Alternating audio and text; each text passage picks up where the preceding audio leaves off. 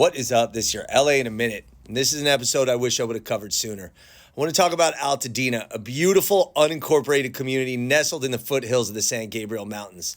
Altadena has a special history as a home for families seeking to escape LA's early racial barriers to build thriving communities. And it's also the home of the first land return to LA's indigenous peoples. Altadena, my heart truly goes out to you and your community. Let's get into it.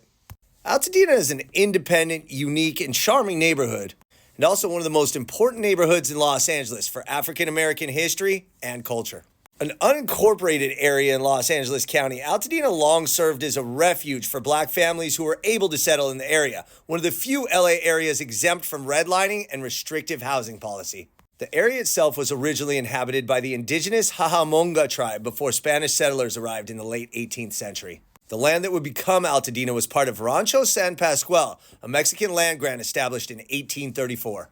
The land subsequently changed hands a few times, but its history as Altadena proper began in 1880 when brothers John and Frederick Woodbury purchased 937 acres, naming their portion of the land the Woodbury Ranch. Around the same time, in the nearby fertile foothills, a man named Byron O. Clark owned an orchard where he sold trees and plants, and he called his nursery the Altadena Nursery. That was the inspiration for the Woodbury brothers to subdivide their land and call it Altadena. The word Alta means upper in Spanish, and Dena referenced its higher elevation compared to nearby Pasadena. Development was initially slow due to an economic downturn in the late 1880s, but with the construction of Thaddeus Lowe's mountain railway connecting Los Angeles to Altadena and the mountains beyond, Altadena became a bona fide tourist destination.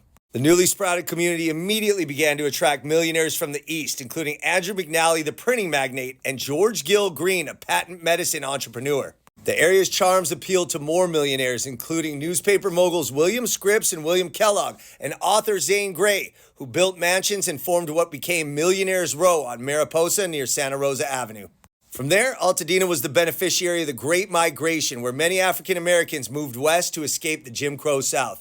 Altadena's open spaces and relative affordability compared to neighboring Pasadena made it an attractive destination. And by the 1920s, 30s, and 40s, a vibrant Black community had taken root, overcoming redlining and the restricting housing covenants to create a rich cultural and social network. Altadena developed a reputation as a haven for Black professionals, educators, and creatives. Notable figures such as Willa Beatrice Brown, the first Black woman in the United States to receive a commercial pilot's license, and artist Charles White called Altadena home, cementing its status as a Mecca in Los Angeles for African Americans. Essential institutions emerged, including churches like Altadena Baptist Church, community organizations, and cultural events that fostered a sense of togetherness and pride for everybody. The post-World War II era brought significant expansion to Altadena as economic growth and GI benefits fueled a housing boom, filling most of Altadena's remaining open land. And by the 1950s, Altadena's population was just under its current level of 43,000.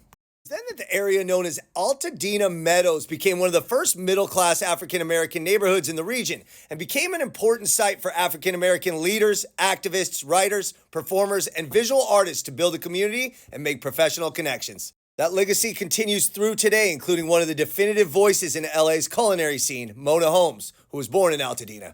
As such, Altadena has been known for its diversity and its strong sense of community. It's important to note also that Altadena is the final resting place of Owen Brown, an abolitionist and the last surviving participant in the 1859 slave revolt on Harper's Ferry, Virginia. Perhaps more than anything to the outside world, Altadena is renowned for its natural beauty, including the multiple hiking trails that underlie the outdoor spirit of its community residents. And perhaps best incorporating that community spirit is the home of the original Christmas Tree Lane, a 0.7-mile stretch of Santa Rosa Avenue lined with deodar trees that has been a holiday attraction since 1920, the oldest large-scale outdoor Christmas lighting venue in the world. And in 2022, Altadena became the locale of the first land return to the Tongva since the arrival of the Europeans in the Los Angeles basin area, after a resident donated her 1-acre property to the Tongva Conservancy, marking the first time in nearly 200 years that the Tongva had had land in Los Angeles County. However, this vibrant community now faces a new and devastating challenge. In January of 2025, the Eaton fire erupted, fueled by Santa Ana winds gusting up to 100 miles an hour, burning more than 15,000 acres and destroying over 1,000 structures. Altadena will rebuild. Their community is too strong not to. But if you could give anything in the meantime, there are many resources online. But please donate money or open your doors to any families that have been displaced by these horrible fires. Altadena is, after all, one of the most historic, beautiful, and culturally significant areas in all of Los Angeles. The story of Altadena is one of perseverance in the face of adversity, whether it's overcoming racial barriers or battling natural disasters. And as the community looks to the future, it'll draw strength from that rich history and diverse population and work together to rebuild and reinforce the bonds that have made Altadena a unique and vibrant place to call home. All right, LA, it's been a minute.